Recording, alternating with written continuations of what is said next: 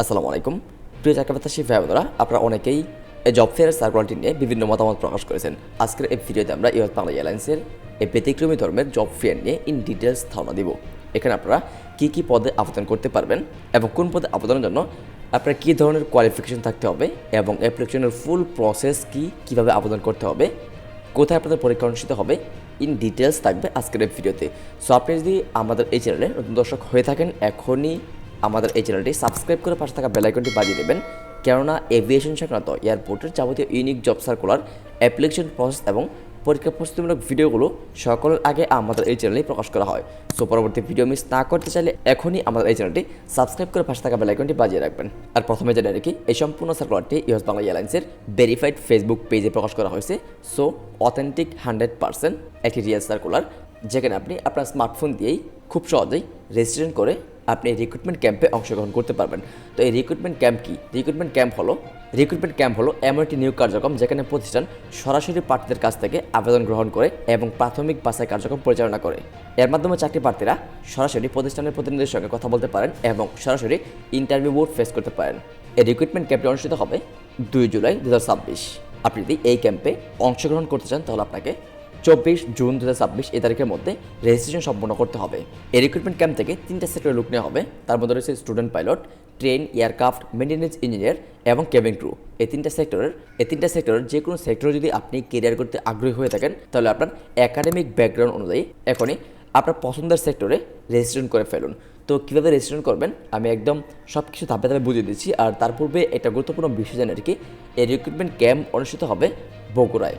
অর্থাৎ আপনি যদি এই রিক্রুটমেন্ট ক্যাম্পে রেজিস্ট্রেশন করেন এবং শর্ট লিস্টেড হন তাহলে আপনাকে বগুড়ায় সরাসরি ইন্টারভিউ বোর্ডে উপস্থিত হতে হবে। এই ক্যাম্পে অংশগ্রহণ করার জন্য প্রথমে আপনাকে রেজিস্ট্রেশন করতে হবে। এখানে 2টা লিঙ্ক দেওয়া আছে, একটা হচ্ছে স্টুডেন্ট পাইলট এবং TAME অর্থাৎ ট্রেন এয়ারক্রাফট মেইনটেনেন্স ইঞ্জিনিয়ার।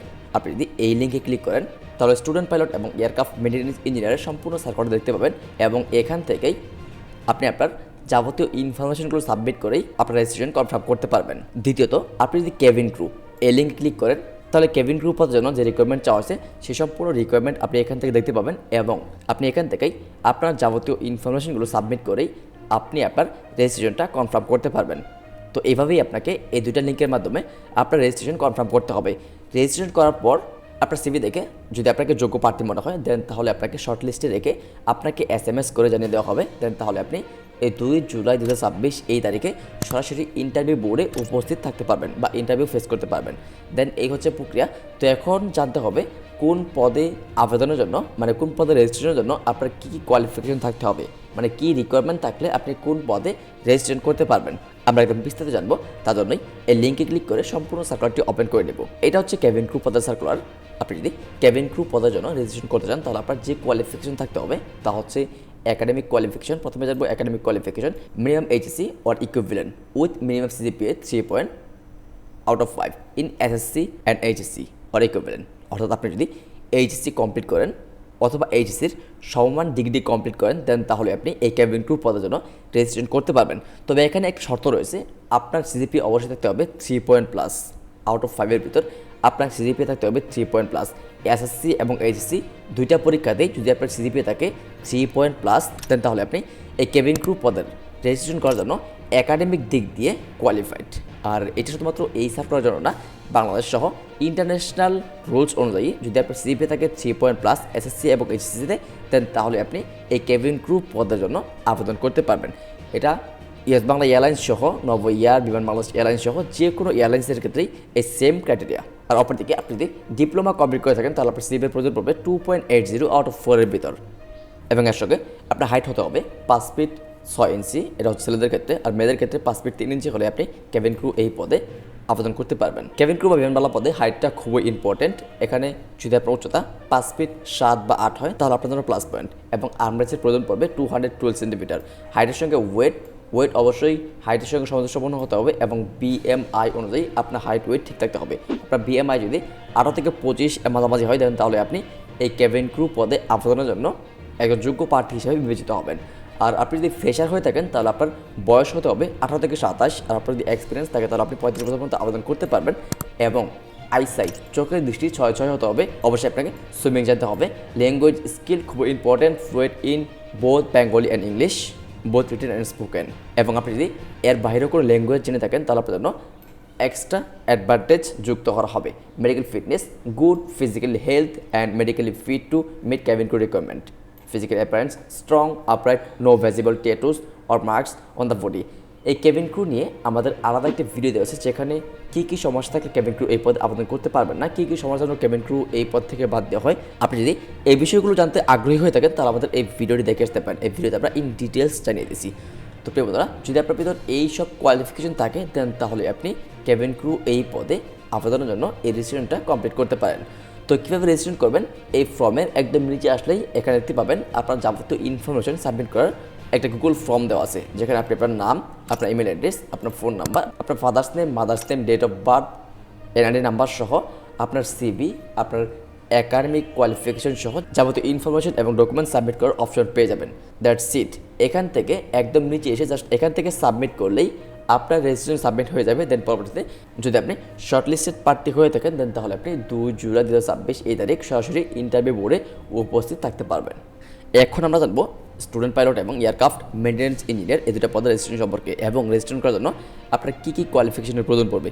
এখানে শর্ট ডেসক্রিপশন দেওয়া আছে, যদি আপনি একদম বিস্তারিত জানতে আগ্রহী হয়ে থাকেন তাহলে এখান থেকে এই সম্পূর্ণ সার্ভারটি ওপেন করতে হবে।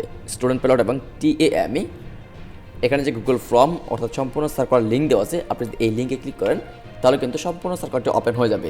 এই লিঙ্ক আমাদের এই ভিডিওর ডেসক্রিপশন বক্সে পেয়ে যাবেন, সেখান থেকেও আপনি এই সেম ওয়েতে সেমভাবে এই সম্পূর্ণ সার্ভারটি দেখতে পাবেন। দেখতে পাচ্ছেন এই হচ্ছে স্টুডেন্ট পাইলট প্রোগ্রাম এবং ট্রেন এয়ারক্রাফট মেইনটেন্যান্স ইঞ্জিনিয়ারিং প্রোগ্রামের মূল সার্কুলার। এখানে প্রথমে বলা হয়েছে আপনি যদি স্টুডেন্ট পাইলট প্রোগ্রাম এই প্রোগ্রামে অংশগ্রহণ করতে চান তাহলে আপনাকে অবশ্যই বাংলাদেশ সিটিজেন হতে হবে, must B A Bangladesh citizen. এবং আপনার যে সকল একাডেমিক ব্যাকগ্রাউন্ড থাকতে হবে তা হচ্ছে SSC এবং HSC দুইটাতেই ফার্স্ট ক্লাস ফার্স্ট হতে হবে।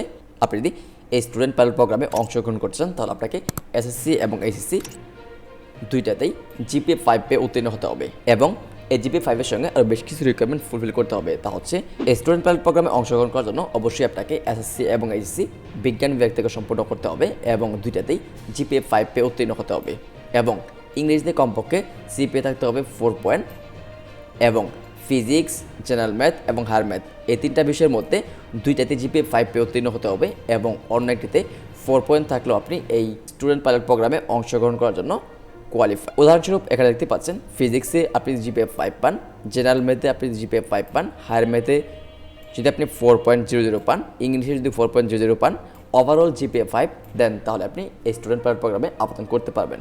অপরদিকে HSCতেও সেম, আপনি যদি HSCতে বিজ্ঞান বিভাগ থেকে GPA 5 পেয়ে উত্তীর্ণ হন এবং এর সঙ্গে ফিজিক্স অথবা ম্যাথমেটিক্স যে কোনো একটিতে GPA 5 থাকে দেন তাহলে আপনি এই স্টুডেন্ট পাইলট প্রোগ্রামে অংশগ্রহণ করার জন্য আবেদন করতে পারবেন বা রেজিস্ট্রেশন করতে পারবেন।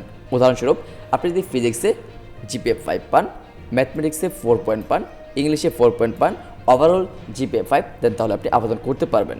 অথবা ফিজিক্সে 4 পয়েন্ট পান, ম্যাথমেটিক্সে GPA 5 পান, ইংলিশে 4.00 পান, ওভারঅল GPA 5 থাকে দেন তাহলে আপনি আবেদন করতে পারবেন। অপরদিকে যদি আপনি ফিজিক্সে GPA 5 পান, ম্যাথমেটিক্সে 3.50 পান অর্থাৎ ম্যাথমেটিক্সে 4 পয়েন্টের নিচে থাকে দেন তাহলে আপনি এই স্টুডেন্ট পাইলট প্রোগ্রামে অংশগ্রহণ করতে পারবেন না। এই ছিল একাডেমিক কোয়ালিফিকেশন। যদি আপনার ভিতর এই একাডেমিক কোয়ালিফিকেশন থাকে দেন তাহলে আপনি এই স্টুডেন্ট পাইলট প্রোগ্রামে অংশগ্রহণ করার জন্য এখনই রেজিস্ট্রেশন করে ফেলুন। তো কীভাবে রেজিস্ট্রেশন করবেন আমি একে একে বুঝিয়ে দিচ্ছি। তার পূর্বে জানিয়ে রাখি যে সকল প্রার্থীরা TAME অর্থাৎ ট্রেন এয়ারক্রাফট মেইনটেন্যান্স ইঞ্জিনিয়ার এই পদের জন্য রেজিস্ট্রেশন করবেন তাদের যে শিক্ষাগত যোগ্যতার প্রয়োজন পড়বে তা হচ্ছে SSC এবং HSC সায়েন্স থেকে কমপ্লিট করতে হবে এবং মিনিমাম CPA থাকতে হবে 4.50। যদি আপনার মিনিমাম CPA থেকে 4.50 দুটা পরীক্ষাতেই দেন তাহলে আপনি ট্রেন এয়ারক্রাফট মেইনটেন্যান্স ইঞ্জিনিয়ার এই প্রোগ্রামের জন্য রেজিস্ট্রেশন করতে পারবেন এবং ইংলিশ, ফিজিক্স এবং ম্যাথমেটিক্স এই তিনটা পরীক্ষাতেই আপনার CPA থাকতে হবে 4+ দেন তাহলে আপনি একাডেমিক দিক থেকে কোয়ালিফাইড। আর স্টুডেন্ট পাইলট এই পদে আবেদনের জন্য আপনার বয়সের সময়সীমা দেওয়া হয়েছে 17 থেকে 25 বছর এবং এর সঙ্গে হাইট, ওয়েট, মেডিকেলি ফিট এবং আরও বেশ কিছু রিকোয়ারমেন্ট ফুলফিল করতে হবে। এই সার্কুলার লিঙ্ক আমার এই ভিডিওর ডেসক্রিপশন বক্সে দেওয়া থাকবে, আপনি জাস্ট সেখান থেকে ইন ডিটেলস দেখে তারপর এখান থেকে আপনি আপনার যাবতীয় ইনফরমেশনগুলো সাবমিট করবেন এবং আপনার যে সকল ডকুমেন্টস রয়েছে সেই সব ডকুমেন্টসগুলো আপনি এখান থেকে আপলোড করবেন। এখানে কিন্তু আপনাকে আপনার HSC ট্রান্সক্রিপ্ট, SSC ট্রান্সক্রিপ্ট এবং আপনার এক কপি CVও আপলোড করতে হবে। এই সকল যাবতীয় ডকুমেন্টসগুলো এখান থেকে আপলোড করে আপনি জাস্ট এখান থেকে ইয়েসে ক্লিক করে সাবমিট বাটন ট্যাপ করলেই আপনার রেজিস্ট্রেশন কনফার্ম হয়ে যাবে। দেন পরবর্তীতে যদি আপনি শর্ট লিস্টেড হন তাহলে আপনাকে SMS করে জানিয়ে দেওয়া হবে। দেন আপনি 2 জুলাই 2026 এই তারিখে বগুড়ার যে লোকেশন আপনাকে SMS এ জানিয়ে দেওয়া হবে সেই লোকেশনে এসে সরাসরি ইন্টারভিউ বোর্ড ফেস করতে পারবেন। তো এই ছিল আজকের এই ভিডিও। যদি আজকের এই ভিডিওটি বিন্দুমাত্র ভালো লাগে তাহলে অবশ্যই ভিডিওতে লাইক দিবেন। আর যে কোনো বিষয় জানা থাকলে আমাদের এই ভিডিওর কমেন্ট বক্সে কমেন্ট করবেন। আমি ইনস্ট্যান্ট আপনাদের কমেন্টে রিপ্লাই দিয়ে আপনার সমস্যাটি সমাধান করে দেওয়ার চেষ্টা করব।